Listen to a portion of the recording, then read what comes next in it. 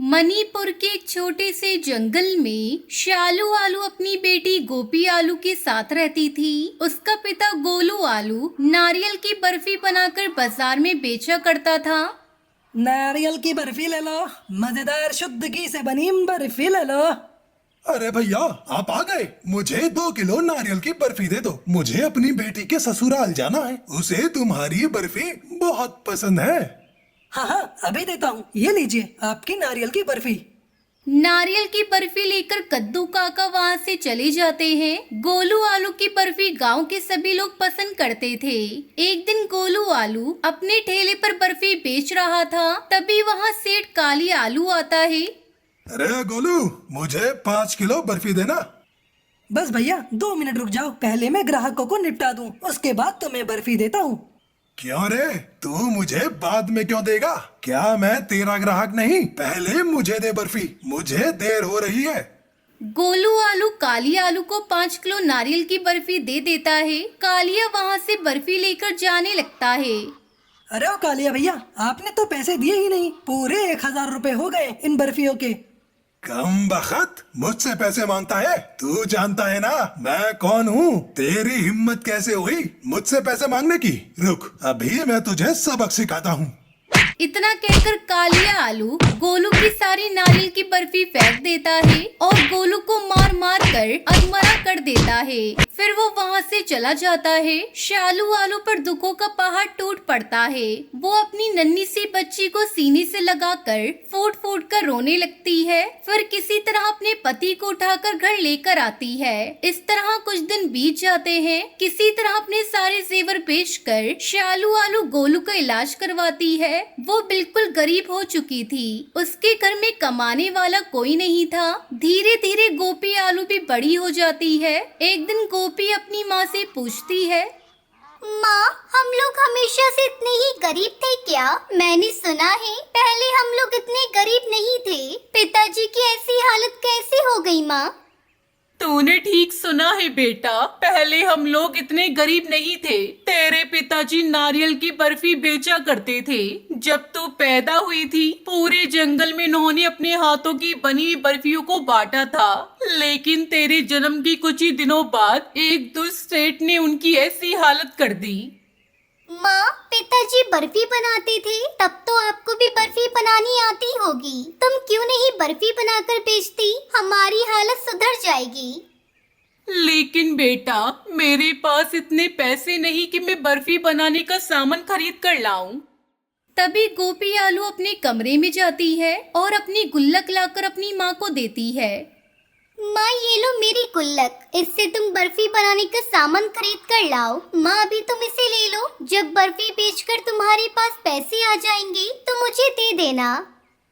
शालू आलू गुल्लक के पैसों से बर्फी बनाने का सामान खरीद कर लाती है और उससे बर्फी बनाती है। फिर अगले दिन जंगल में घूम घूम कर बर्फियों को बेचने लगती है। नारियल की बर्फी ले लो, बर्फी, स्वादिष्ट ताजी बर्फी ले लो बहन। अरे ओ बर्फी वाली, जरा इधर तो आना, मुझे 2 किलो बर्फी देना।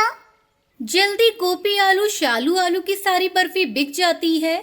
देखा माँ, मैंने कहा था ना, आपकी बनाई हुई बर्फी इतनी स्वादिष्ट है कि इसे बिकने में ज्यादा समय नहीं लगेगा। ये सब देखकर गोलू आलू बहुत खुश होता है। इस तरह गोपी आलू नारियल की बर्फियों को बेचकर खुशी खुशी अपने परिवार के साथ रहने लगती है। सोनपुर गांव में गोलू आलू अपनी पत्नी चुटकी और अपनी बेटी चिंकी के साथ रहता था। वो बहुत ही दयालु और सबकी मदद करने वाला आलू था। एक दिन उसके घर पर कांता बाई आती है। गोलू आलू, मेरी बेटी गांव के पास वाले कुएं में गिर गई है। तुम जरा उसे बचा लो, तुम्हें भगवान का वास्ता। गोलू आलू कांता बाई के साथ कुएं के पास जाता है और उस कुएं में उसकी बेटी को बचाने के लिए कूद जाता है। काफी देर बाद, क्या हुआ? मेरी बेटी कहाँ है? कितनी देर हो गई है, गोलू आलू भी नजर नहीं आ रहा है। तभी उसे गोलू आलू की लाश दिखाई देती है। ये क्या हुआ? मेरी बच्ची को बचाने की वजह से गोलू आलू मर गया। चुटकी, चिंकी, जल्दी यहाँ देखो, गोलू आलू मर गया। जब ये बात चुटकी और चिंकी को पता चलती है, वो रोने लगती हैं।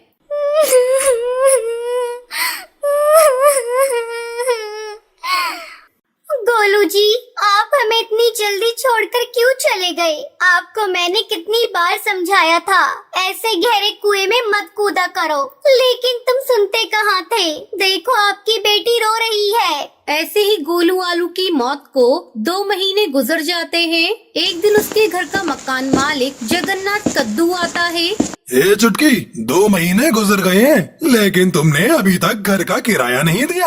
आज ही मेरा घर खाली कर दो, समझी तुम? जगन्नाथ कद्दू, मेरे पास पैसे नहीं है।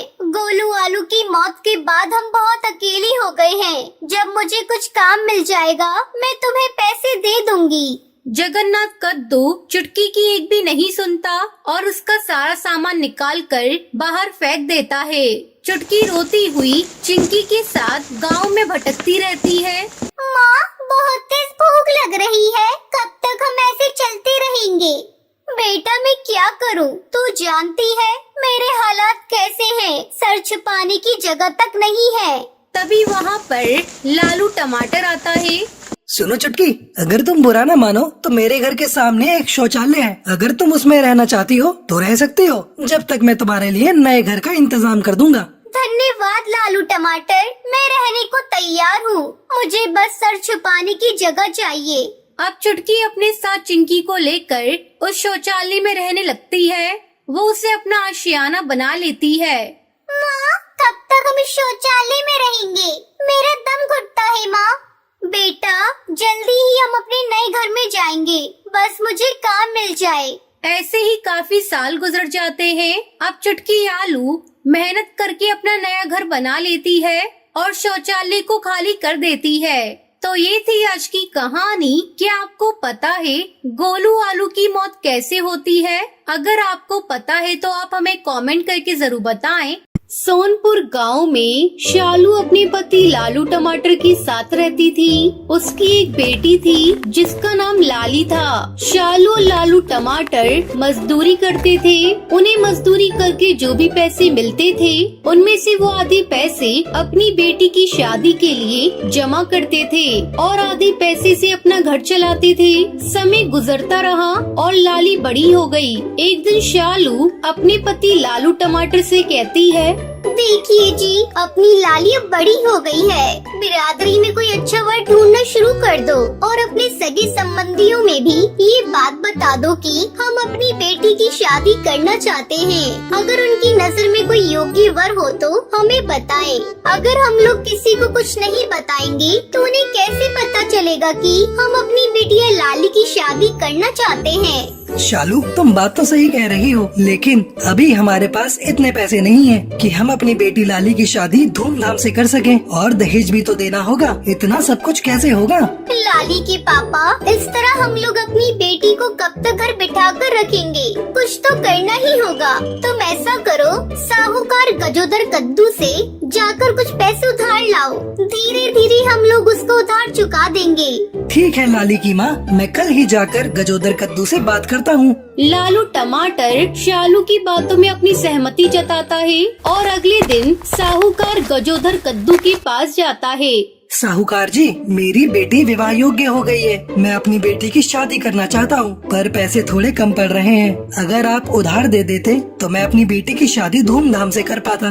ठीक है लालू टमाटर, पैसे तो मैं तुम्हें दे दूंगा, पर तुम गिरवी रखने के लिए क्या लाए हो? मैं बिना सामान गिरवी रखे किसी को पैसे नहीं देता। अगर कहीं तुम मेरे पैसे लेकर मुकर गए तो मैं कहाँ जाऊँगा मांगने? तुम्हारे पास यदि कुछ है तो गिरवी रखकर पैसे ले जाओ। लालू टमाटर निराश मन से अपने घर वापस लौट आता है और सारी बातें शालू को बताता है। अब क्या होगा जी? हम लोगों के पास तो गिरवी रखने के लिए कोई सामान भी नहीं है। क्यों न हम लोग ऐसा करें कि अपना घर साहूकार के पास गिरवी रख दे। कम से कम अपनी बेटी का घर तो बच जाएगा। हम लोग और ज्यादा मेहनत करेंगे, फिर साहूकार को उधार चुका देंगे। अगले दिन लालू टमाटर अपना घर साहूकार के पास गिरवी रखकर पैसे ले आता है। फिर लाली के लिए अच्छा रिश्ता ढूंढने लगता है। जल्दी ही लाली टमाटर की शादी गोलू आलू से तय हो जाती है। गोलू आलू और लाली टमाटर की शादी में लालू टमाटर बहुत अच्छा इंतजाम करता है और लाली की दहेज में बहुत सारा सामान देता है। धूमधाम से लाली की शादी गोलू आलू से हो जाती है और खुशी खुशी लाली टमाटर अपने ससुराल चली जाती है। लाली टमाटर के ससुराल जाने के बाद शालू टमाटर और लालू टमाटर बात कर रहे थे। देख रही हो जी, लाली के चले जाने के बाद अपना घर कितना सूना लग रहा है। भगवान करे लाली अपने ससुराल में खुशी खुशी बस जाए। वैसे तो गोलू आलू का स्वभाव बहुत ही अच्छा है। चलो सब कुछ अच्छे से निपट गया, अब चलकर आराम करते हैं, सुबह फिर काम पर भी जाना है। फिर शालू टमाटर और लालू टमाटर सो जाते हैं। कुछ दिनों तक दोनों मिलकर कड़ी मेहनत करते हैं और साहूकार को उधार चुका देते हैं। आज हम लोगों की सर से साहूकार की कर्ज का बोझ उतर गया। फिर शालू टमाटर और लालू टमाटर खुशी खुशी रहने लगते हैं।